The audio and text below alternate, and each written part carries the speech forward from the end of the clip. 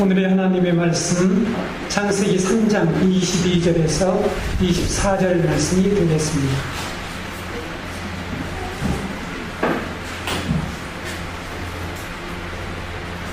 제가 여러분 앞에 낭독해 드리겠습니다. 여호와 하나님이 이르시되 보라, 이 사람이 선악을 아는 일에 우리 중 하나같이 되었으니 그가 그의 손을 들어 생명나무 열매도 따먹고 영생할까 하노라 하시고, 여호와 하나님이 에덴 동산에서 그를 내보내어 그의 근원이 된 땅을 갈게 하십니다.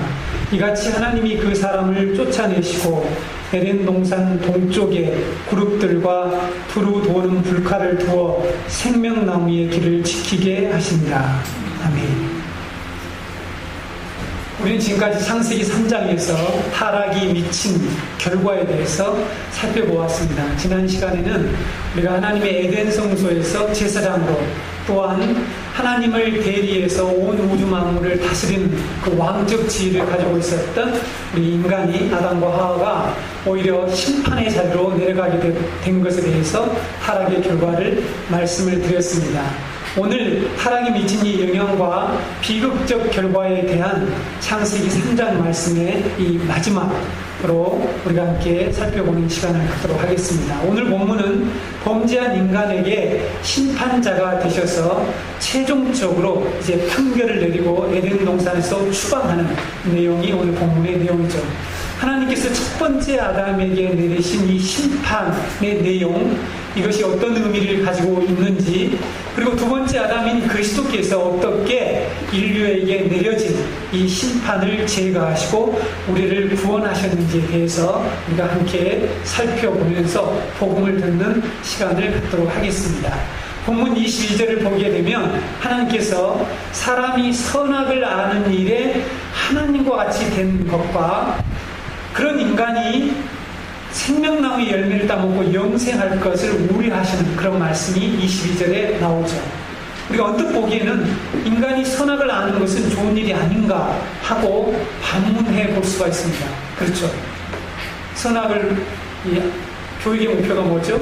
우리가 가정에서 지도하고 교육하는 목표가 뭐냐면 선악을 잘 분별하게 하는 그런 것이 교육의 원래의 이 목적이고 목표인데, 그런데 이것은 여러분 이렇게 된 상황, 이것은 뱀이 아담과 하와를 유혹할 때 사용했던 말이었고, 뱀의 말을 듣고 하나님을 거역한 아담과 하와는 실제로 하나님처럼 선악을 아는 자가 되었다는 것이죠. 지금 하나님께서 그렇게 말씀하고 있죠. 그래서 하나님께서는 이런 인간을 에덴 동산에서 추방하기로 결정하셨다는 것이 오늘 본문의 내용이죠. 그렇다면 인간이 선악을 아는 일에 하나님같이 되었다라고 하는 이 말씀은 무엇을 의미할까라는 것이죠. 이것은 바로 인간이 하나님처럼 선악의 기준을 결정하고 판단하는 자율적 존재가 되었다라는 것을 제가 지난 시간에도 잠깐 언급했습니다. 그러니까 더 이상 하나님의 법을 준행하는 자가 아니라, 준행하는 자리에 있는 것이 아니라 하나님으로부터 독립해서 자신들이 법을 만들고 자신들이 선악의 기준을 세우고 그래서 자율성을 가지고 살아가는 자가 되었다라는 그런 의미입니다. 우리는 여기서 이 자율적 존재라는 말을 타락한 인간들이 얼마나 선호하고 자율성을 얼마나 좋은 의미로 이해하는가를 한번 살펴볼 필요가 있습니다. 자율적이다, 자율성이라는 말이 현대 사회에서는 인격적이고 좋은 말로 우리가 생각하죠. 그런 이미지를 가지고 있지 않습니까? 그래서 사람들이 다 뭐라고 얘기하죠? 이 자유를 주장하죠. 네? 자유를 주장한다는 말이죠. 근데 여러분, 이 자유라는 의미, 말의 의미를 정확히 알게 될 때 자유를 강조하는 것이 얼마나 이 죄악된 인간에게 위험한 일인가 하는 것을 깨달을 수가 있습니다. 이 자율적이라고 하는 헬라어로 원래 이 말은 이 아우토노모스라고 하는 그런 단어예요. 그러니까 자기라고 하는 아우토스와 노모스라고 하는 율법이 결합된 그런 말입니다. 그러니까 여러분 해석해 보세요. 자기가 율법이다, 그런 뜻이에요. 아우토노모스, 그런 말입니다. 자기가 법이 된다라고 하는 그런 뜻이죠. 뱀이 아담과 하와를 찾아와 한 유혹이 하나님으로부터 자율적인 존재가 되라는 그런 유혹이었는데 그것이 무슨 의미냐는 것이죠. 그래서 지금 이렇게 인간이 이렇게 되었다는 것입니다. 타락한 인간이 그런 존재가 되었다는 것이죠. 뱀의 유혹은 바로 이런 내용이었습니다. 너 스스로 율법을 만드는 존재가 되어라. 너가 왜 하나님의 율법을 따를 필요가 없다. 너 눈이 열리게 되면 너가 스스로 법을 만들 수 있고 너가 더 이상 하나님의 법을 준행하는 자가 아니라 너가 선악을 결정하고 판단하는 자가 될 수 있다라고 하는, 이렇게 뱀은 아담과 하와에게 자율적 존재가 되라고 부추겼는데, 이 자율성이라고 하는 그것은 하나님의 말씀을 따르지 말고 스스로 옳고 그름을 결정하는 주체가 되라라는 뜻이라는 것을 우리가 꼭 기억해야 됩니다. 그럼 뱀은 인간이 자율적 존재가 되면 더 자유롭고 지금보다 훨씬 더 영광스러운 존재가 될 것이라고 이렇게 유혹을 했죠. 행복한 삶을 살게 될 것이라고 그렇게 말했지만, 자율적 존재가 된 인간이 과연 그런가 하는 것이죠. 자유로운 존재가 되었습니까? 그렇지 않죠. 그런데 여러분, 우리들 중에 이런 말을 하는 사람들이 참 많이 있습니다. 그렇죠? 어른들도 마찬가지지만 특별히 이 부모님 지도 아래에 있는 우리 자녀들, 또 선생님의 지도 아래에 있는 우리 학생들이 제발 좀 자율적으로 할 수 있도록 좀 놔주세요. 간섭하지 마세요. 이런 말을 많이 듣죠. 오늘 전희시구 선생님도 예배에 참석했는데, 그렇죠. 아이들이 요즘 좀 자유를 달라. 자율적으로 좀 둬라.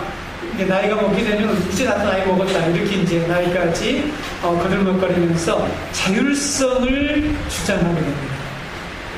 그런데 여러분, 자율성이 주어지면 자발적으로 우리 인간이 자기가 할 도리를 잘하고 이 책임을 잘 지고 그렇게 하느냐? 그렇게 합니까? 자율성을 주면. 자녀들에게 자율성을 주면, 어린 자녀들에게 자율성을 줘서 너가 알아서 잘 해봐. 그러면 그게 가능하냐는 거죠. 그렇죠? 또 어른들도 그러냐는 거죠. 요즘 교육 이론 중에 저는 지금 늘 세계관을 통해서 이 각 영역에 어떻게 지금 타락의 영향을 미쳤고, 어떻게 이론과 사상과 이런 사상 속에 이 거짓 진리와 이 다른 복음들이 우리를 공격하고 있고, 이 하나님의 거룩한 복음이 이 사람들을 구원해내는데 방해를 하고 있는지 하는 것을 살펴보고 있는데요. 여러분, 요즘 교육 이론들 중에 자율성을 강조하는 이 여러 가지 학문 이론들이 전 세계에 퍼져 있다는 것, 그리고 많은 사람들의 지지를 받고 있다고 하는 것을 여러분 알고 있습니까? 우리 그리스도인들은 이런 부분들을 간파할 수 있어야 되는데요. 자율적으로 교육하고 키우는 것이 효과적이다 라는 말은 못 들어보셨나요? 네? 여러분, 이 어린이들 지금 유명한 교육단체들이 주장하는 그 내용들을 여러분들 그냥 넘어가면 안 됩니다. 우리 부모님들, 자율성을 주어야 창의력이 개발이 잘 된다. 그런 말 못 들어보셨어요? 들어봤잖아요. 들어보셨죠? 네.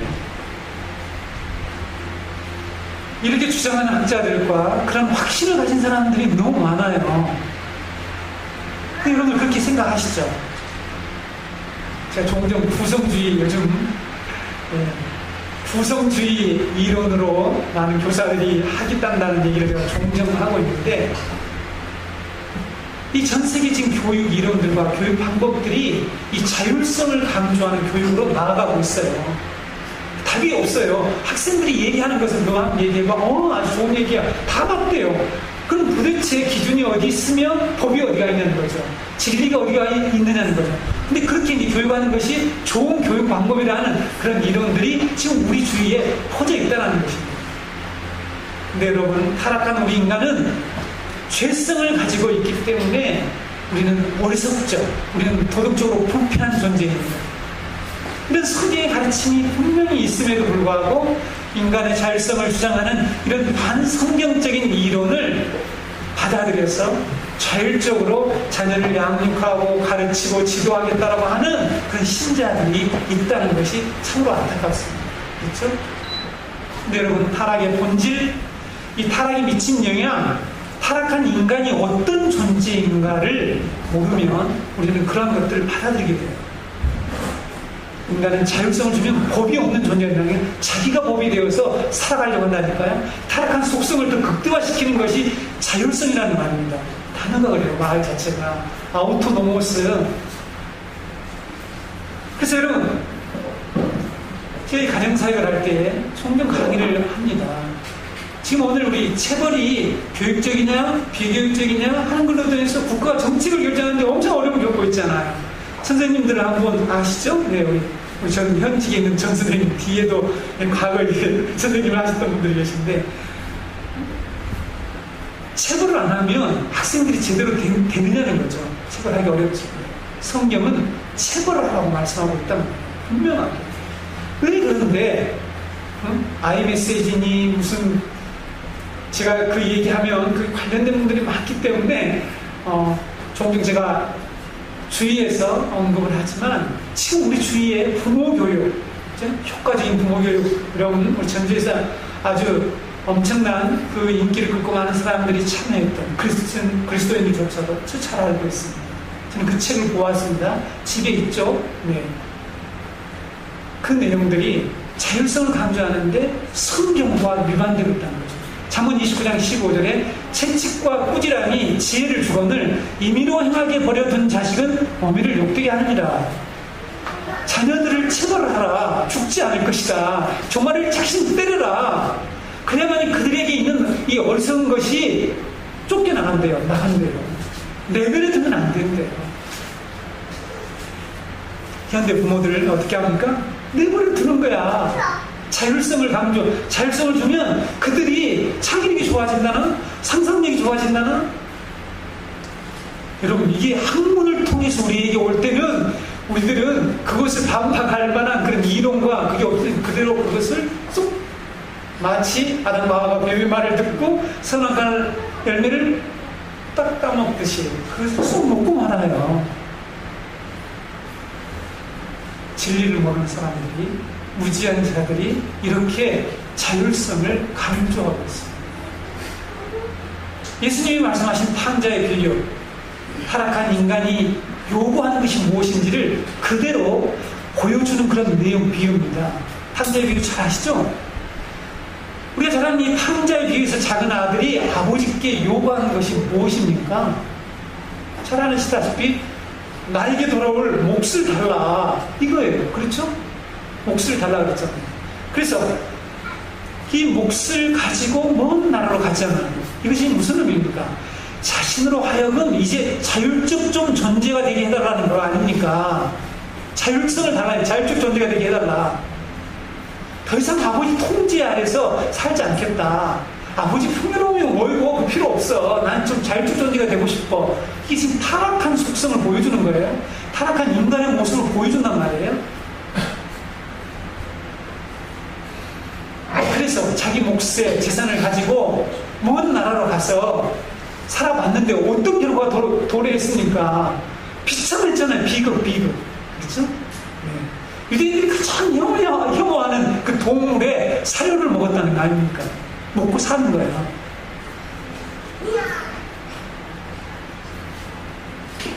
이것이 여러분, 자율성을 주장하고 하나님을 떠난 인간이 어떤 존재가 되는가, 어떤 결과를 받게 되는가 하는 것을 보여주는 그런 비유입니다. 나중에 어떻게 고백을 하죠?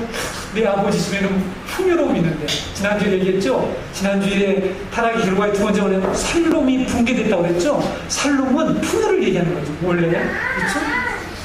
풍요로운 아버지 집에 돌아가야 되겠다. 그 비극을 돌이키잖아요. 인간은 선악을 결정하는 주체가 될 수가 없죠. 될 수가 없을 뿐만 아니라 되려고 해서도 안 됩니다. 인간은 법을 만드는 자가 아니기 때문이죠. 법을 만드는 자가 아니에요. 본래 지금은 법을 만들고 난리지만 인간은 하나님의 법의 준행자이지 입법자가 되어서는 결코 안 된다는 거죠.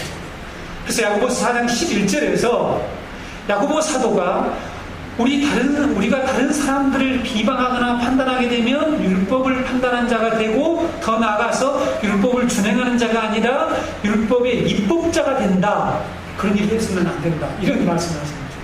이게 이제 우리의 삶에 적용하는 의미잖아요. 우리가 남을 판단하고 정죄하고 비판하게 되면 율법을 비판하게 되는 것인데, 그 결과는 내가 입법자 자리에, 재판자 자리로 올라가게 되는 것이다. 이런 말씀하는 거죠. 하나님께서 지금 이 선악을 알게 우리들 중에 하나가 되었다. 선악을 아는 우리들 중에 하나가 되었다. 이 말은 바로 재판자의 위치로 올라섰다는 거죠. 자기가 인간이 그렇게 되려고 한다는 것입니다. 사탄의 말처럼 타락한 인간은 선악을 판단하고 스스로 법을 만드는 존재가 되었습니다. 실제로 그렇게 되었습니다. 하나님께서 타락했지만 그들을 직접 말씀으로 다스리려고 레위 지파를 두고 이스라엘 백성들이 출애굽한 뒤에 사사시대 이후에 사사시대 마찬가지고 그래서 율법으로 그들을 직접 다스리는 이 신령 정치를 행하시고 계셨죠. 그랬죠. 근데 사무엘 시대에 와서 이스라엘 장로들 지도들이 어떻게 했습니까? 네? 왕을 달라고 얘기해. 그렇죠? 사무엘상 8장 5절에 보게 되면 그에게 이르되 사무엘입니다. 누가? 이스라엘 장로들, 지도자들이, 백성의 지도자들이 보소서 당신은 늙고 당신의 아들들은 당신의 행위를 따르지 아니하니 모든 나라와 같이 우리에게 왕을 세워 우리를 다스리게 하소서 한지라. 그러니까 모든 나라들은 당신은 왕을 세우고 왕이 있으니까 뭐가 있을까요? 다스리는 법이 있겠죠? 네. 그래서 사람들이 법을 만드는 거죠. 그런 왕의 제도를 우리에게도 허락해달라. 사무엘이 막았습니다. 안 된다. 그렇게 되면 이런 일들이 벌어진다. 너희 자식들이 노예가 되고 막 이런 얘기를 쭉 열게 했는데 백성들이 그걸 거부합니다. 하나님께서 야 하긴 일배로 둬라. 왕 줘라. 왕 세워라. 이렇게 하나님께서 그들에게 허용하시죠.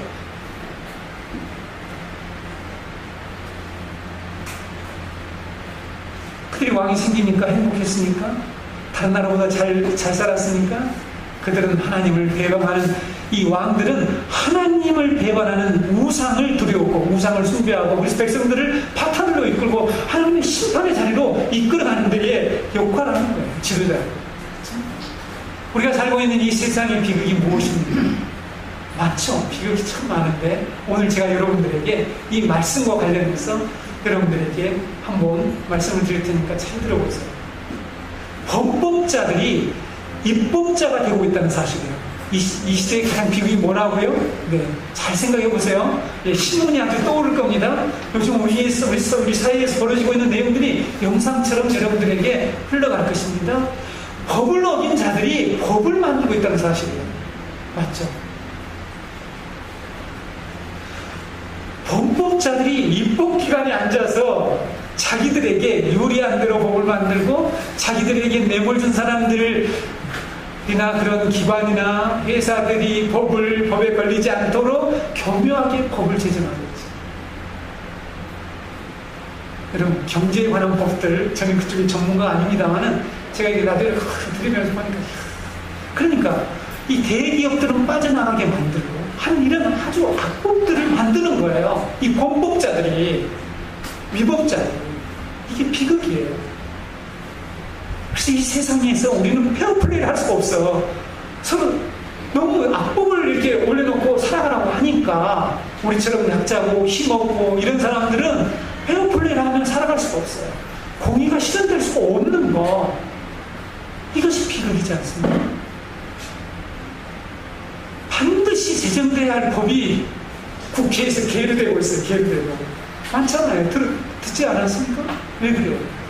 이해관계에 의해서 누구의 눈치를 보고 뭔가 뒤에서 범법자들이 입법자라고 하나님이 왜 이들을 징계하시고 에덴 동산에서 쫓아내셨는가? 어떤 바보 같은 사람들은 하나님이 인간에게 라이벌 의식을 느껴서 내쫓아오죠. 그런 엉뚱한 자유주의자들의 그 어리석은 성경을 보는 분들 다 듣기는 합니다만 이런 모든 나라에는 입법부가 있고 사법부가 있죠. 국가죠. 국가. 모든 나라 국가들에는 법을 만들고 법을 집행해서 공의를 실현하고 모든 사람들이 공정한 대우를 받도록 하는 것이 원래 법의 목적이란 말이에요. 제가 법이 전공이 아니지만 그런데 과연 그렇느냐는 거죠. 이 세상이 그렇습니까? 이 악한 지도자들이 있는 곳에는 어떻습니까? 그리고 지금 우리는 끊임없이 수많은 법을 만들고 있지만 죄악이 없어집니까? 사라지지 않고 있죠. 이 세상이 나아지고 있습니까? 나아지고 있지 않죠. 그럼 이것이 바로 선악을 알게 된 인간의 모습이라는 거죠. 선악을 아는 일에 우리 중 하나가 되었다. 이것은 하나님이 가장 우려하고 염려하신 거예요. 인간들이 법을 만들게 되면 행복하면 좋겠지만 그렇지 않다는 거죠. 그럼 우리가 경험하고 있지 않습니까? 인간이 선악을 결정하고 판단하는 것이 왜 저주이고 비극인가? 우리가 지금 생생하게 경험하고 있지 않습니까? 근데 진리가 없는 사람, 복음에 없는 사람들은 그것조차도 인식을 못하잖아요. 그렇지 않습니까? 모르고 있잖아요. 모르고. 우리는 오늘 이 말씀을 들으니까 아 그렇구나. 뭐가 비극인지. 그래서 우리는 타락의 결과를 정확히 알아야만이 하나님 우리가 오늘 찬양하고 고백한 것처럼 하나님이 하신 그 위대한 일을 찬양하고 위대하신 그 그리스도의 구속을 우리들이 이 복음이라는 것을 우리가 확신할 수 있다는 거죠. 여러분 이렇게 약한 인간들, 자기들이 법을 만들고 자기들이 피할 길을 만들고 그래서 약한 자들에게만 계속해서 벌을 주고 억울하게 만들고 하는 그런 일을 하는 인간이 영생한다면 어떻게 되겠습니까? 히틀러나 스탈린 같은 자들이 영원히 살게 된다면 어떻게 되겠어요? 캄보디아의 공산주의를 세우려고 270만이라고 하는 수많은 이 사람들을 죽인 이 킬링필드의 주역 이 폴포트가 계속 살아있다면 어떻게 되겠습니까? 제가 왜 이런 질문을 할까요? 어차피 다 죽는데. 그래서 하나님께서는 이처럼 이 사람들을 죽이고 악법을 만드는 자들이 영생하지 못하도록 영생할까봐 생명나무 열매를 따고 영생할까봐 그들을 내쫓으셨대요. 은혜입니다. 은혜. 그들에게 보고 사망이 일어났잖아요. 네? 이게 은혜 아닙니까? 여러분 악한 자들이 계속 영생한다면 어떻게 되겠어요? 그것도 그들이 힘을 가지고 있다. 그럼 우리는 어떻게 해야 돼요? 사망도 은혜입니다. 요즘 100세 이전에 죽는 것이 은혜다고 뭐지 이렇게 하는 말이 나돌 정도로 우리가 너무 오래 살고 있는 것 같아요. 하나님의 심판. 사망은 하나님의 심판이자 은혜입니다. 은혜. 죽어야죠. 그 죄인들은 죽어야 됩니다. 그래서 여러분 하나님께서 이렇게 선악을 안 내고 우리와 하나같이 되었다. 이런 이 인간들, 이 죄악된 존재들, 이들을 내쫓으셨다는 거죠. 자, 이 3절이 바로 그 내용이죠. 인간의 반역에 대한 하나님의 최종 심판은 거룩하신 하나님의 이 충만한 임재로부터 하나님의 면전에서 그들을 내쫓아내는 것이죠. 추방시키는 일입니다. 타락에 미친 결과 중에 가장 큰 비극, 결론이죠, 결론. 여러분, 이제 이 의미를 우리가 알아야 돼요. 우리가 하나님의 면전으로부터 하나님의 성소에서 추방되었다. 에덴 동산이 하나님의 성소라고 그랬죠? 네. 우리가 살펴보았죠? 우리 거기에 그 영광스러운 존재가 어떻게 되는 걸 다 살펴보았죠? 하나님의 존전으로부터 쫓겨난 일은 인간이 하나님으로부터 받은 징벌 중에서 가장 무서운 징벌이라는 사실이죠. 여러분, 이스라엘 역사 가운데 예수 그리스도를 모형하고 있는 이 다윗 왕이 예수 그리스도를 모형하지만 다윗이 범죄했잖아요. 그렇죠? 네. 다윗의 후손으로 오신 일. 근데 다윗 왕이 하나님의 임재로부터 추방당하는 일이 얼마나 두려운가 하는 것을 고백하는 그런 말씀이 있죠. 다윗이 우리가 잘 아는 바와 같이 밧세바와 간음하고 그의 남편 우리아를 살인하는 그런 범죄를 이렇게 저지른 후에 그가 눈물을 흘리며 베개가 썩도록 눈물을 흘리면서 하나님께 간구하는 내용이 시편 51편이지 않습니까? 그가 회개의 기도에서 우리는 그가 두려워했던 것이 무엇인 것을 알 수가 있습니다. 다시 범죄한 후에 간절히 구한 그 기도의 내용에는 여러 가지 죄 용서, 회복을 위한 기도, 자신이 이렇게 용서를 제사를 받으면 어떻게 하겠다라는 이 서울에 관한 내용들이 포함되어 있지만 그 중에서 특이한 간구가 있습니다. 그 내용이 무엇입니까? 51편, 시편 51편 11절이죠. 나를 주 앞에서 쫓아내지 마시며 주의 성령을 내게서 거두지 마소서라는 그런 간구를 하나님께 드리죠. 다윗은 범죄한 자는 하나님 면전에서 추방당한다는 것을 알고 있었고, 알면 뭐합니까? 그것이 엄청난 거, 어떤 건가, 얼마나 무시무시한 건가 알아야만 이런 기도를 할 게 아닙니까? 그렇죠?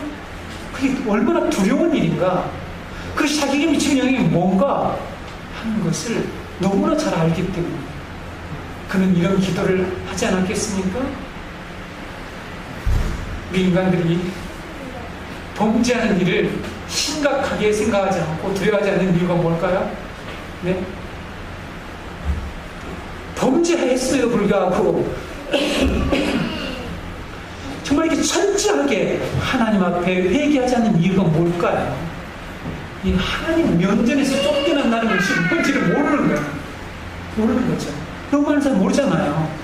아니, 교회 다니는 사람도 모르는데 밖에 사람은 더 모르죠. 이걸 몰라요. 성경을 통해서. 그러니까 뭐 지도자들도 뭐 다 지금 죄를 짓고 버젓이, 여러분 안타깝지 않습니까? 왜 그러냐고요. 그 사람들이 왜 그래요? 성경에서 이런 말씀이 있는데. 하나님의 존전으로부터 추방되는 일이 왜 가장 무서운 징벌인가 한번 알아보겠습니다. 같이 알아봅시다. 에덴 성소에서 추방이 얼마나 무서운 결과를 가져온지에 대해서 창세기 본문에는 나타나 있잖아요, 사실. 물론 우리가 지난번 앞에서 살펴본 열거된 하나님의 심판 내용 중에 이 저주와 이 고통들에 대한 그런 내용들이 나오지만, 그들이 하나님의 면전으로부터 쫓겨난 이후에 어떤 일을 당하게 되는가는 아직까지 창세기에서 드러나지 않죠. 지난주에 말씀드렸듯이 하나님의 구속계시는 점진적으로 밝아지면서 구체화되기 때문에 우리가 저 뒤에 이게 시작에 와보면 이제 우리 자세히 알게 되고, 또 중간에 이스라엘 역사에서 우리는 그 내용들을 잘 알게 되죠.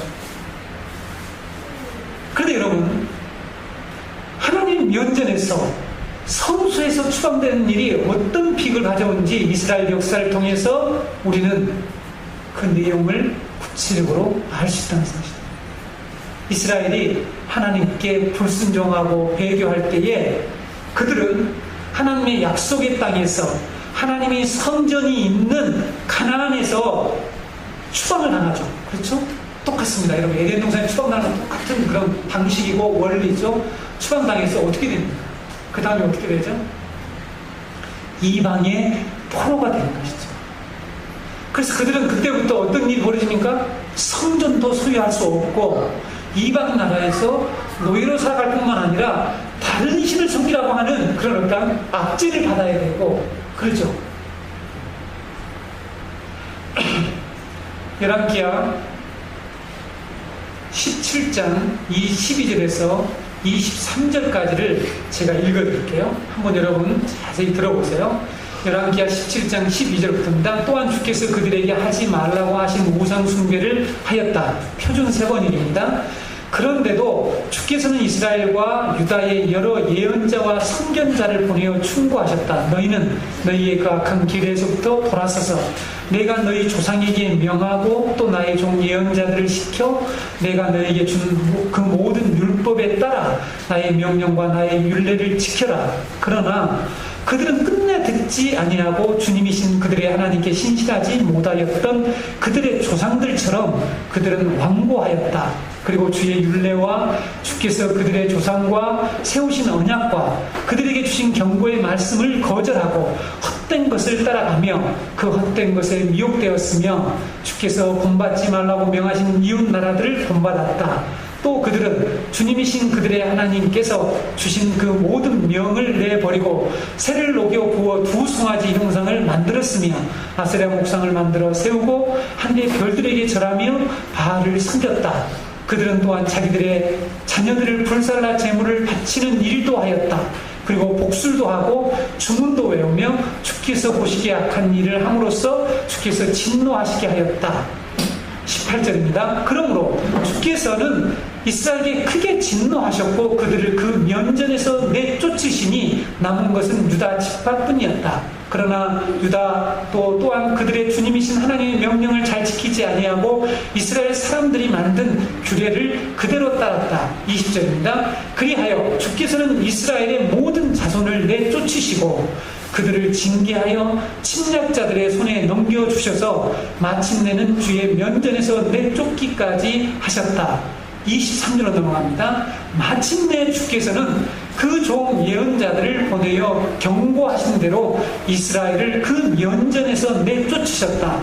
그래서 이날까지 이스라엘은 자기들의 땅에서 아시리아로 사로잡혀 가 있게 된 것이다. 여기에서 그 면전에서 내쫓으시고 주의 면전에서 내쫓으시고 그 면전에서 내쫓으셨다라고 말씀하고 있습니다. 성경이 또 이 말씀에서 하나님 말씀에 대한 반역과 범죄의 결과는 하나님의 면전에서 쫓겨나는 결과를 낳는다. 하나님의 면전으로부터 쫓겨나는 것은 곧 이방의 포로가 되는 비참한 삶이 기다리고 있다라는 것을 말씀하고 있죠. 우리가 이 부분은 잘 알고 있습니다. 그런데 여러분, 우리가 여기서 이제 우리의 현실과 연결을 시켜보는 거죠. 포로가 된다는 것은 무엇입니까? 이들이 포로가 되는 것. 여러분, 포로 되어보셨나요? 포로 된 적이 있나요? 없나요? 이걸 영적으로 대답해야 될까? 이게 기적으로 대답해야지만 여러분 머리가 복잡해지죠? 근데, 영적으로 생각하면 포로가 된 것 같고, 육신적으로는 일제 우리 이렇게 강경기에 살아오지도 않았고, 이런 여러 가지. 여러분, 포로가 된다는 것은 어떤 일이 벌어집니까? 모든 재산을 강탈당하죠. 그렇죠? 강탈당하지 않습니까? 모든 재산이 강탈당하고 어떤 일이 벌어집니까? 자기가 가지고 있었던 쥐 다 박탈당하죠. 내려놔야 돼. 그렇죠? 다 내려놓아야죠. 박탈당하게 되죠. 성경을 여러분들이 이제 제가 열거하자면 시간이 너무 많이 가기 때문에 성경을 열거하지 않지만 내용들을 설명해 드릴게요. 자녀들이 있어도 함께 살지 못하고요. 자신의 자녀들을 잃고 낳을 수 없게 되고 굶어 죽기도 하는 비참한 삶의 이 포로의 삶이죠. 그렇죠? 여러분, 여호와의 면전에서 하나님이 거하시는 성소에서 쫓겨난다, 추방된다는 것이 무엇을 의미하는지는 포로가 되는 것으로 이해할 수 있어요. 성경 그렇게 말씀하고 있죠. 포로의 삶. 그렇죠?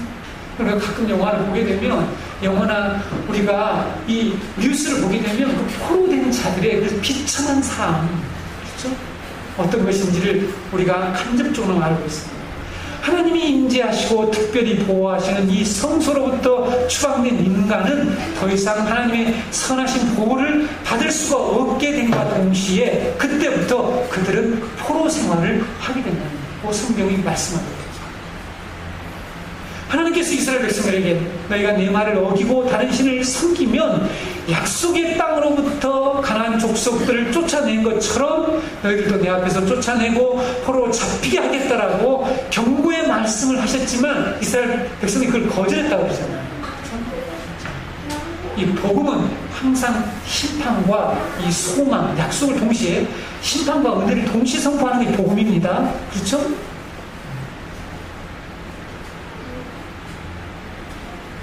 이런 우리는 지금 포로가 되어 있죠. 물론 우리는 예수 그리스도 안에서 우리는 이제 포로 생활에서 벗어났고 이 포로의 이 지위에서 다른 지위를, 새로운 지위를 얻은 것은 분명합니다. 우리의 삶이 어떻습니까? 우리의 삶이 실제로 포로 생활이지. 우리 주위에서 보고 있는 모든 삶이 너무너무 힘들답니다. 그래서 여러분, 두 번째, 에덴 동산을 쫓겨난 인간이 이 거룩하고 복된 땅으로부터 쫓겨나서 어디에가 살게 되느냐, 이게 이제 중요해요. 그 다음에 어디에 살게 되느냐, 앞에는 이 포로로 잡혀가는 것을 그런 결과를 낳았다는데, 우리가 살게 된 땅은 이 복되고 아름답고 생명강이 흐르는 이곳에서 우리는 저주받은 땅. 성경에서 저주받은 땅은 항상 뭘로 표현하고 있습니까? 광야, 사막, 그렇죠? 네. 우리는 광야로 쫓겨나게 됐습니다. 구약에서 하나님 면전에서 추방된 인간에게 대해서 이 추방된 인간, 타락한 인간을 묘사하는 이 말이 있어요.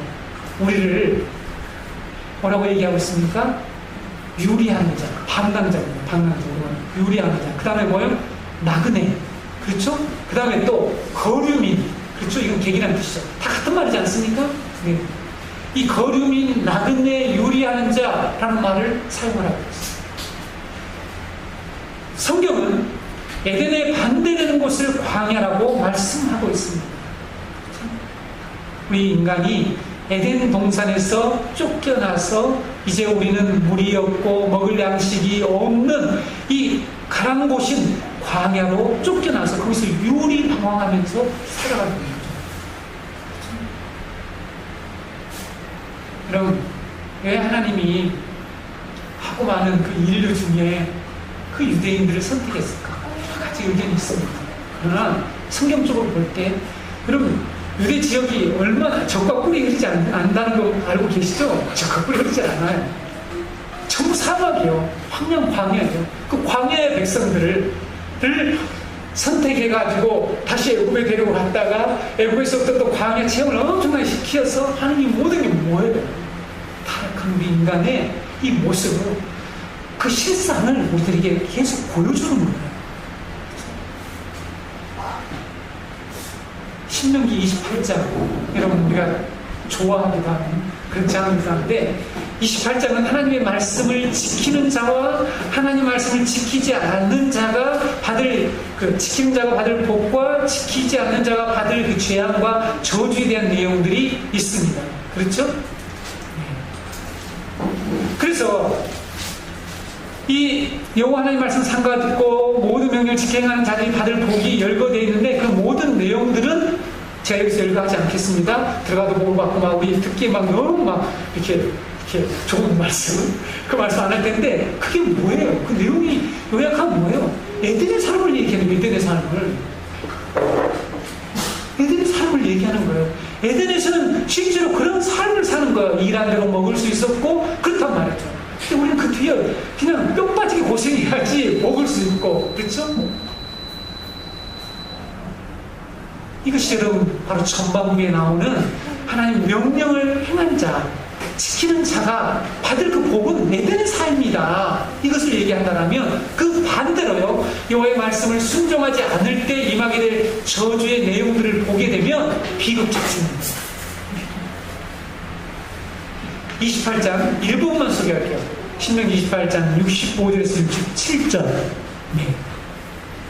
그 여러 민족 중에서 네가 평안함을 얻지 못하며 내 발바닥이 쉴 곳도 얻지 못하고 여호와께서 거기에서 내 마음을 떨게 하고 눈을 쇠하게 하고 정신을 산란하게 하시리니 내 생명이 위험에 처하고 주야로 두려워하며 내 생명을 확신할 수 없을 것이다.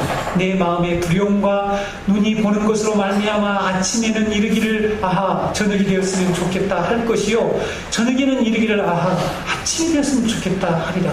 난 이런 말씀입니다. 하나님의 성소에 에덴으로부터 쫓겨난 인간이 이런 광야 같은 땅에서 나그네로 살아가고 있는 그 삶의 실상을 지금 여기서 얘기해요. 쉴 곳이 없어요. 쉴 곳이. 평안함이 없대요. 그리고 정신이 사납대요. 산란다고요. 우리말은 정신이 사납다요. 우리 정신은 복잡하잖아요. 네? 정신없이 인간들이 살아가고 있지 않습니까? 저는 우리 그리스도인들이 막 저기는 이것다가 저것다가 못하고 막 이런 건 저는 그거 저기 복음 안에서 회복된 삶이 아니라 생각합니다. 그리고 여기서 뭐라고 말씀하고 있습니다.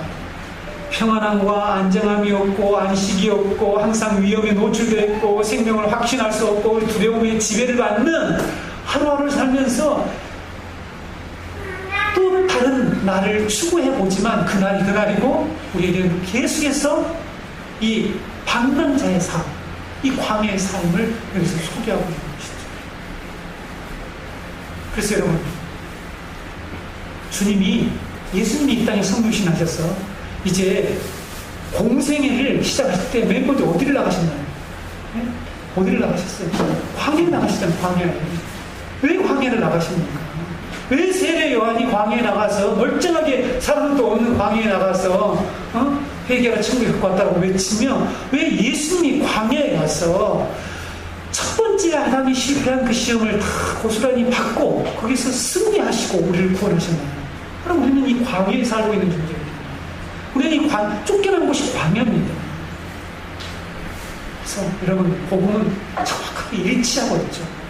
타락의 그 내용을 정확하게 하나님께서는 온전히 예수 그리스도를 통해서 구속하신 것, 이것이 복음이죠.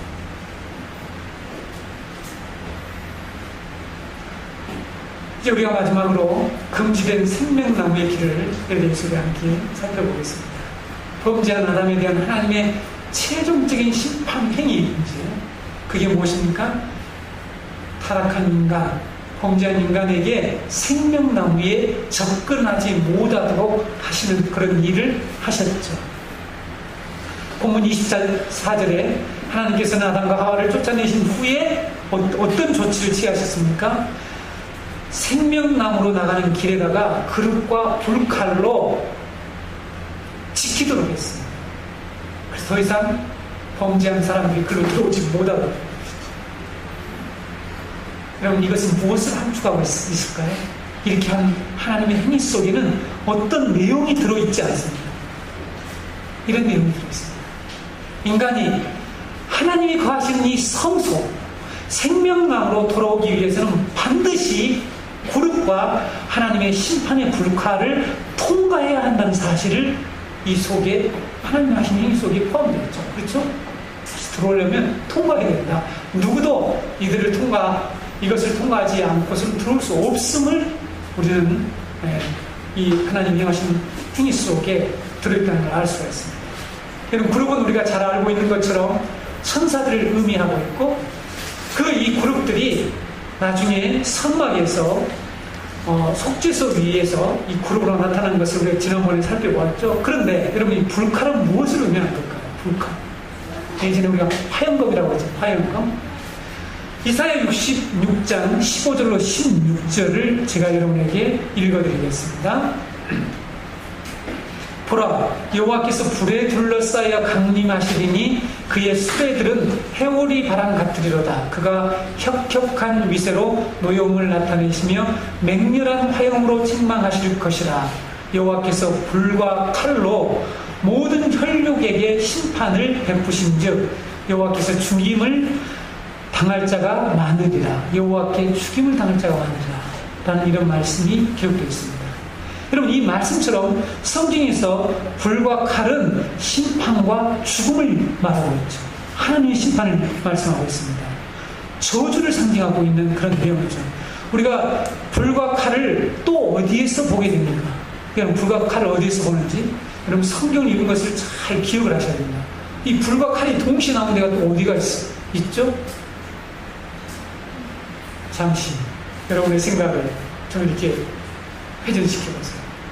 그 유명한 사건, 하나님께서 아브라함에게 이삭을 번제로 드리라고 했을 때에 아브라함이 번제할 나무는 이삭에게 지우게 해서 지우게 하고, 아브라함은 무엇을 들고 간다고요? 예, 불과 칼을 들고 모리아 땅에 있는 한 산으로 지금 올라가고 있습니다. 그렇죠? 자, 창세기 22장 6절에 아브라함이 이에 번제나무를 가져다가 그의 아들 이삭에게 지우고 자기는 불과 칼을 손에 들고 두 사람이 동행하더니, 여러분, 우리는 이 사건이 무엇을 예표하는지, 무엇을 비유하고 상징하는지를 알고 있죠. 그렇죠? 네. 독생자 예수 그리스도가 장차 우리의 죄를 대속할 것이 바로 이 이삭의 번제 사건을 통해서 미리 하나님께서 계시해 주셨다는 것을 여러분이 아셔야 됩니다. 다음에 구체적으로 제가 22장에 가서 강론할 때 말씀을 드리겠지만, 우리가 받아야 할 이 심판과 저주와 죽음을 대신 짊어지시고 죽게 될 그리스도의 이 대속의 죽음을 가르치는 사건이 이삭의 번제 사건이 아닙니까? 여기에 아브라함이 들고 간 이 불과 칼은 결국은 심판을 상징하는 거죠. 심판을 받아야 합니다. 그러면 과연 그런가? 이 메시지는 여러분, 이 진리는 이스라엘 역사에서 반복되고 있습니다. 그렇죠? 어떻게 반복되고 있습니까? 하나님께서 이스라엘 백성에게 지으라고 건축하라고 하는 이 성막과 성전, 그리고 이 제사 제도에서 계속해서 나타나고 있죠. 하나님이 거하시는 이 성소, 그리고 성소에 들어있던 이 촛대가 뭘 상징한다고 그랬죠? 생명나무를 상징한다고 말씀드렸습니다. 그래서 이 성소에 들어가기 위해서 어떤 일을 합니까? 반드시 먼저 이 불과 이 검을 통과해야겠죠. 어떻게 통과합니까, 여러분? 어떻게 통과하나요?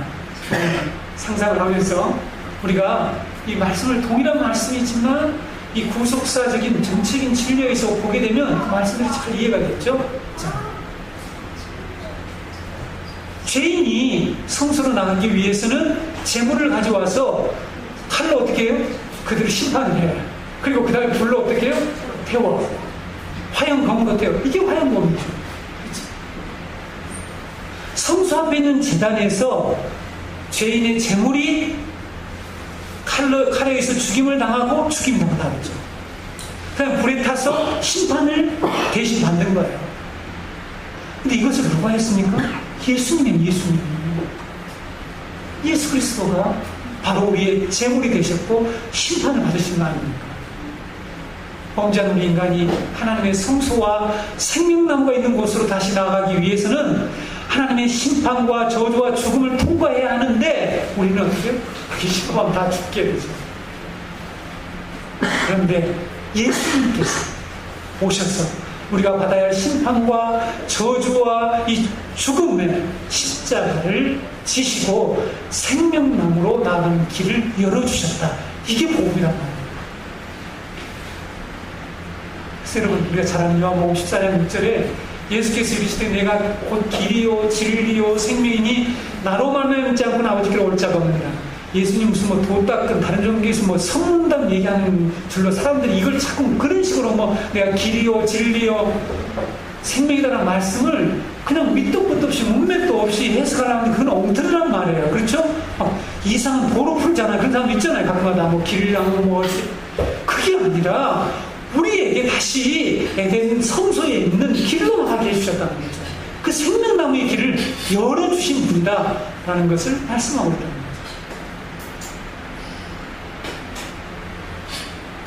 일찍이 지금으로부터 2700년 전에 BC 700년경에 활동했던 이 남유다에서 활동했던 선지자가 한 사람이 있었습니다. 그 선지자가 미가 선지자입니다. 미가 선지자는 이스라엘의 남은 자들에 대한 다음과 같은 약속을 합니다. 그것이 미가서 2장 12절 13절에 기록되어 있는데 읽어드리겠습니다. 야곱아, 내가 반드시 너희 무리를 다 모으며 내가 반드시 이스라엘의 남은 자를 모으고 그들을 한 초소에 두기를 보스라의 양떼같이 하며 초장의 양떼같이 하리니 사람들이 크게 떠들 것이며 길을 여는 자가 그들 앞에 올라가고 그들은 길을 열어 성문에 이르러서는 그리로 나갈 것이며 그들의 왕이 앞서가며 여호와께서는 선두로 가시리라 라는 말씀이었습니다. 하나님께서 반드시 이스라엘 남은 자는 항상 구원받은 자를 얘기하고 있습니다. 교회를 얘기해요. 구약의 교회를 얘기하는 것이죠. 구원받은 자들을 반드시 모아서 어떤 성문을 통과하게 할 거래요. 근데 그 성문이 지금 막혀 있어요. 근데 그 길을 여는 자가 있을 것이래요. 그 길을 여는 자가 누굴까요? 그리스도죠. 예수 그리스도. 그래서 요한복음 15장에서 예수님이 양의 문을 열고 나와서 길을 열어주시는 그런 장면들이 나오죠. 범죄한 우리는 이제 죄인이 되어서 에덴 성소에서 쫓겨난 후에 하나님의 성소에 나갈 수 없게 되었죠. 문이 막혀버렸습니다. 모든 울타리에 쳐져서 갈 수가 없어요. 하나님 곁에, 하나님 면전에, 하나님의 임재 앞에 나갈 수가 없게 되었죠. 그런데 예수님께서 이 땅에 오셔서 우리에게 하나님의 성소로 나갈 수 있는 새로운 살 길을 열어주셨죠. 이것이 십자가의 사건입니다. 히브리서 10장 19절에서 22절에 그렇게 기록하고 있죠. 읽어드릴게요. 그러므로 형제들아, 우리가 예수의 피를 힘입어 성소에 들어갈 담력을 얻었나니 그 길은 우리를 위하여 휘장 가운데로 열어놓으신 새로운 살 길이요 피장은 곧 그의 육체니라. 또 하나님의 집 다스리는 큰 제사장이 계심에 우리가 마음의 뿌림을 받아 악한 양심으로부터 벗어나고 몸은 맑은 물로 씻음을 받았으니 참 마음과 온전한 믿음으로 하나님께 나아가자. 네. 여러분, 온전한 믿음을 위해서 우리가 지금 이 말씀을 듣는 것입니다. 우리는 지금 이 뒤범벅이 된 그런 어떠한 말씀을 듣고 있어요. 우리가 좀 해야만이 우리가 주님 앞에 설 수 있을 것 같고, 우리 인간은 자기의 공력을 찾고, 지난번에 제가 말씀드렸죠? 우리 인간의 죄성 중에 하나가 뭐냐면 자기가 할 일을 자꾸 내세우고 싶다는 거죠. 그걸 인정받아서 하나님 앞에 예쁘게 보이거나 심지어는 구원까지 받을 수 있다고 하는 그런 어떤 생각들을 가지고 있는데, 여러분, 성경 그런 얘기를 하지 않습니다. 예수 그리스도만이 오직 우리에게 성수로 나갈 수 있는 그 길을 열어놓으시고 우리에게 새로운 살 길을 주셨다라고 말씀한다는 거죠. 여러분에게 죄책감을 주고 여러분들이 어떤 일을 해야만이 구원받는다고 하나님 복 준다라고 하고 하는 것은 성경하고는 완전 다른 복음입니다. 그런 메시지를 우리들은 들었으나 합니다. 성도 여러분, 이제 우리는 그리스도를 통해서 요한계시록 20장에 나온 것처럼 우리는 생명수강이 흐르고 생명나무 열매가 이 12달 내내 열려서 먹을 수 있는, 그래서 영생하는 그 영생이 있는 새로운 회복된 에덴 새 예루살렘 성으로 나아갈 수 있게 되었다라고 성경이 우리에게 말씀하고 있습니다. 이것이 그리스도를 통한 우리의 구원입니다. 이 복음만이 타락한 세상의 진정한 소망이 됩니다. 타락의 비극을 온전히 회복할 수 있는 길이라고는 복음밖에 없다는 것을 우리 그리스도는 분명히 확신해야 됩니다. 정치 기대하지 마세요. 경제 해결할 수가 없습니다. 교육 불가능해요. 인간은 바꿀 수가 없어요. 처절할 뿐이에요. 선생님들이 너무너무 힘들어해요. 그렇죠? 다른 어떤 것도 이 타락의 열매를 거두어낼 수가 없어요. 거둬들일 수가 없습니다.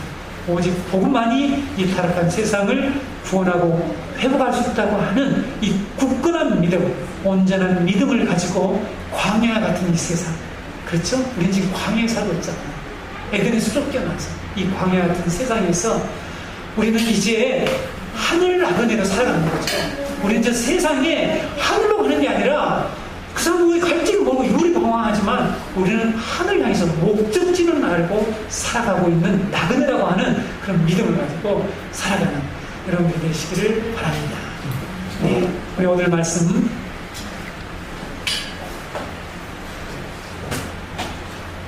오늘 말씀을 기억하면서 하나님 우리에게 이처럼 이 타락 가운데서도 우리에게 구원할 길을 열어주시고 베풀으신 은혜 하나님께 찬양하고 이 복음을, 우리의 온전한 복음을, 온전한 믿음을 우리로 세워서 살아가는 주님의 자녀들 되게 달라고 오늘 함께 기도합시다.